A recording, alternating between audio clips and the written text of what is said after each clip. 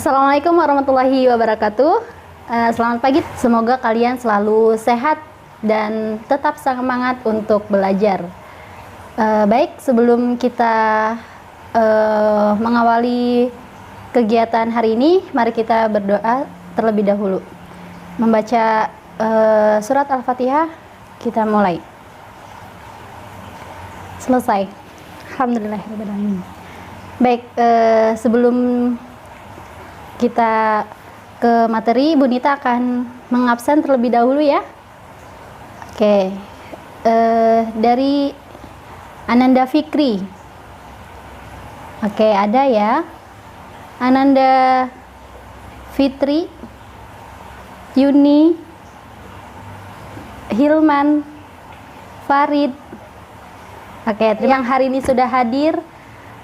Semoga Allah selalu memberikan kalian istiqomah untuk terus menuntut ilmu dan belajar. Baik, di sini Bu Nita akan menjelaskan materi kita hari ini, yaitu tentang iman kepada malaikat-malaikat Allah. Di sini dengan belajar mengetahui malaikat-malaikat Allah, adapun tujuan yang kita ingin capai mengenai materi kita, yaitu iman kepada malaikat Allah, yaitu yang pertama menunjukkan perilaku disiplin sebagai cerminan makna iman kepada Allah. Yang kedua memahami makna iman kepada malaikat Allah berdasarkan dalil naklinya. Belum kita masuki materi,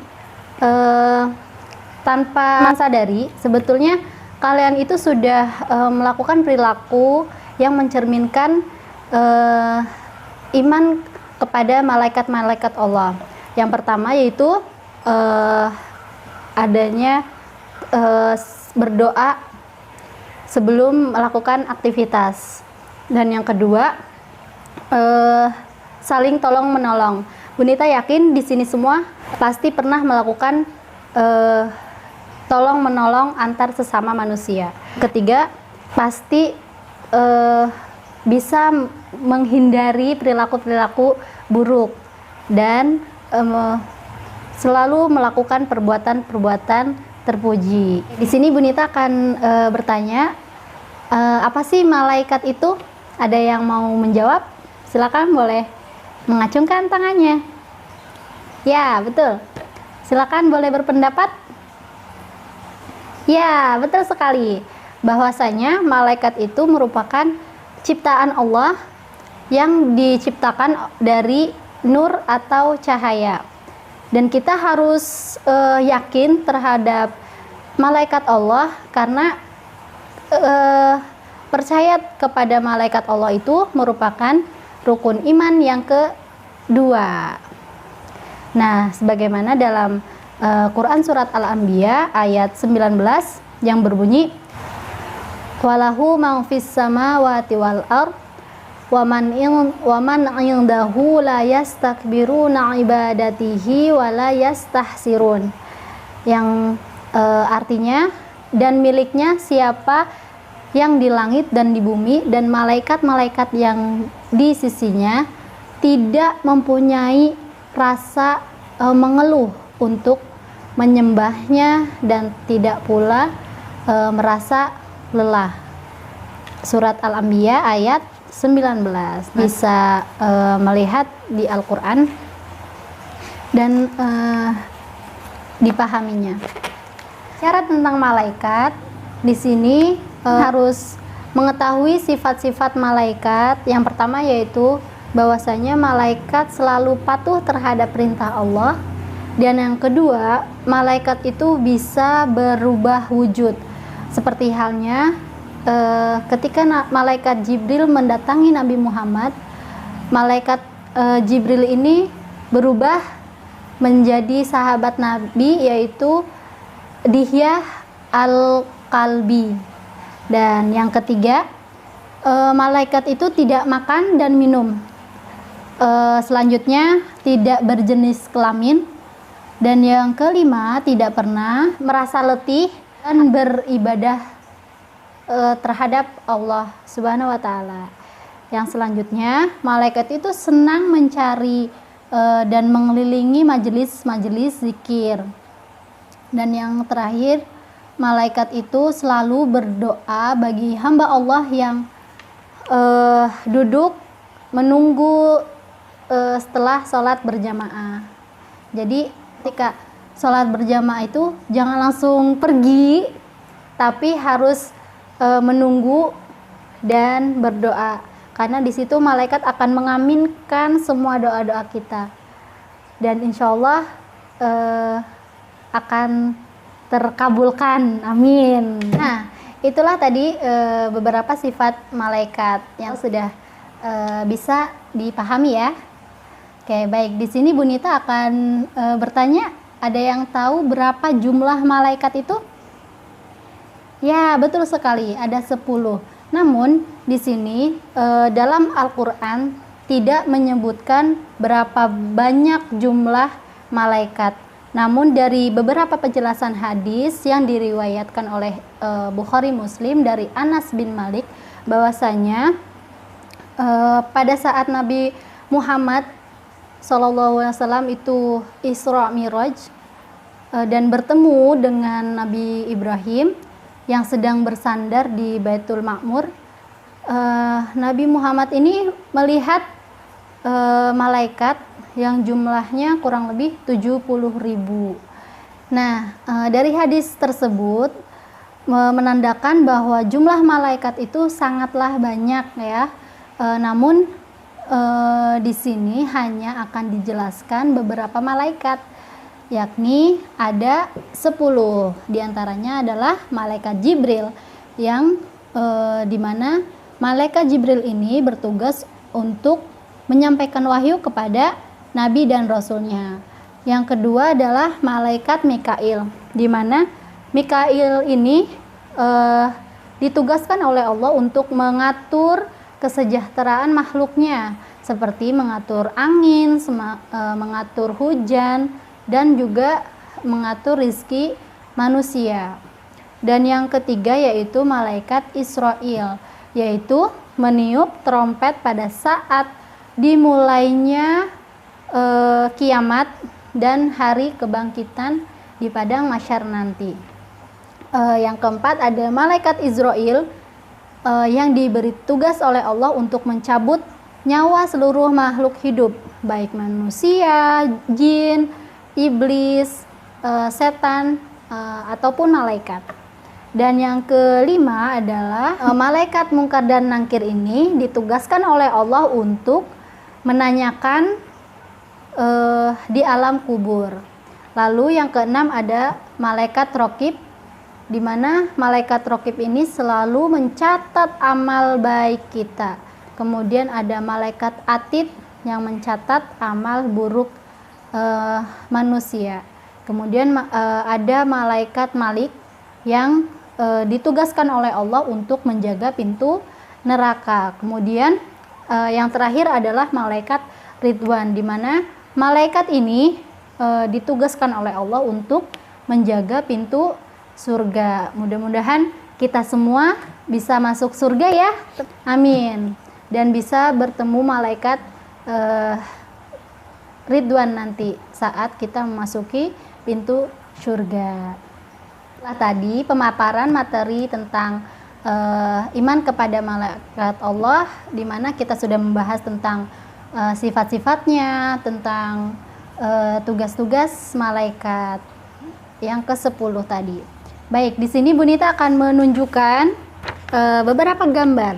Coba teman-teman boleh perhatikan terlebih dahulu gambar yang pertama. Di sini ada yang bisa menjelaskan gambar apa kira-kira ini? Ya, betul sekali. Gambar yang pertama ini adalah gambar orang yang sedang berdoa. Di sini mencerminkan bahwa orang ini mencerminkan perilaku malaikat Jibril, di mana dia selalu berdoa sebelum mengawali kegiatan pembelajaran agar Allah memberikan ilmu pengetahuan yang luas dan bermanfaat tentunya. Oke, kita lanjut ke gambar yang kedua. Ada yang bisa membantu Bunita untuk menjelaskan gambar yang kedua ini?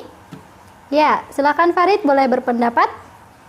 Oke, terima kasih, pendapatnya sangat bagus dan luar biasa, Masya Allah. Betul sekali kata Farid bahwasanya gambar yang kedua ini merupakan contoh perilaku yang mencerminkan tentang malaikat Mikail, di mana dia ini selalu bekerja keras untuk mencari rizki yang baik dan halalan thayyiban. Lalu yang ketiga, di mana di sini ada gambar. Ada yang bisa menjelaskan di gambar yang ketiga ini? Ya, Masya Allah, terima kasih Tiara. Betul sekali bahwasanya pada gambar yang ketiga ini mencerminkan sifat malaikat Israfil.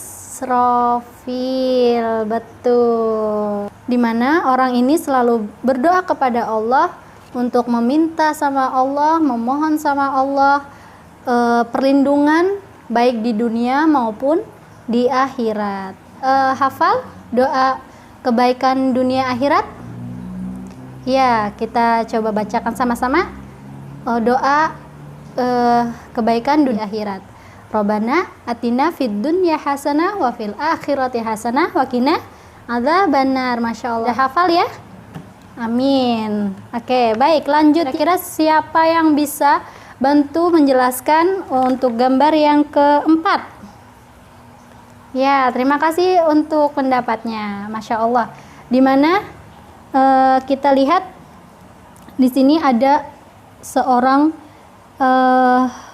yang sudah meninggal dunia dan akan dimakamkan. Nah, di sini bahwasanya kita harus berusaha menyiapkan diri kita menghadapi kematian dan selalu memohon kepada Allah, berdoa kepada Allah untuk diringankan saat kita sakaratul maut nanti, atau pada saat diri kita bertemu dengan malaikat Israel. Nah, dan yang kelima ada gambar. Boleh perhatikan gambar ini. Ada yang bisa menjelaskan? Ya, betul sekali. Bahwasanya di sini itu mencerminkan suasana di alam kubur. Nah, teman-teman tahu di alam kubur itu nanti akan ada malaikat siapa? Ya, betul sekali, malaikat Mungkar dan Nangkir, di mana nanti malaikat itu akan bertanya kepada kita.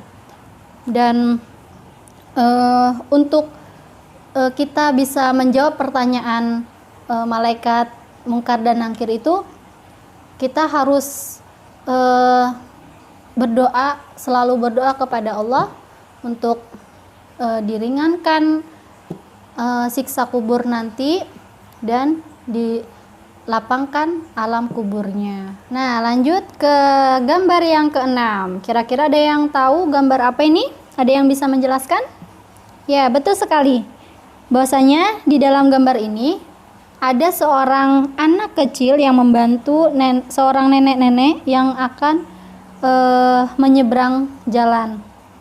Dan ini merupakan contoh perilaku seseorang yang mencerminkan sifat malaikat Raqib, di mana selalu berbuat baik terhadap sesama manusia. Nah, lalu yang ketujuh ada gambar ini dia. Teman-teman boleh perhatikan gambarnya. Ada yang mau menjelaskan? Ya, di sini adanya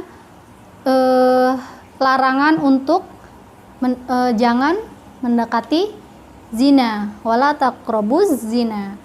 Bahwasanya ini mencerminkan sikap malaikat Atid untuk menjauhi segala perilaku-perilaku tercela, perilaku-perilaku buruk, juga perkataan yang kotor. Oke, sekarang lanjut yang ke-8. Ada gambar apa ini? Ada yang bisa menjelaskan? Ya, betul sekali. Dimana ini gambaran seseorang yang hendak masuk surga. Dimana Ini mencerminkan malaikat Ridwan. Hendaknya seseorang itu harus selalu berdoa agar kita kelak bisa masuk surga. Amin, amin ya robbal alamin. Semua di sini mau masuk surga? Iya, Bunita juga mau masuk surga. Doakan semoga kita semua bisa masuk surga bersama-sama ya. Amin, Allahumma amin. Oke, yang terakhir. Nah, ada gambar apa ini? Lihat. Dan ada yang bisa menjelaskan? Silakan. Ya, terima kasih untuk penjelasannya. Di sini ada gambaran orang yang hendak berdoa, di mana gambaran ini merupakan cerminan dari malaikat Malik, yaitu penjaga pintu neraka, di mana kita harus selalu berdoa kepada Allah agar dijauhkan dari sisa api neraka. Masya Allah. Dan itulah tadi pemaparan yang sudah Bunita sampaikan. Semoga bisa dipahami dan kita terapkan dalam kehidupan sehari-hari. Baik, sebagai penutup kita simpulkan bersama-sama bahwasanya ada beberapa poin penting yang harus kita pahami bersama, yaitu bahwasanya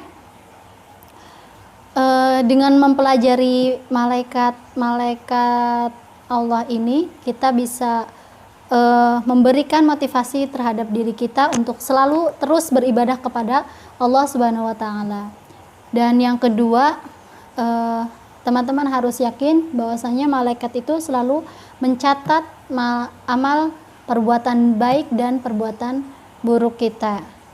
Dan yang ketiga, memotivasi diri kita untuk selalu beramal solih, karena amal-amal solih kita lah yang akan membawa kita, yang akan menemani kita sampai yaumul hisab. Mudah-mudahan kita semua diampuni oleh Allah.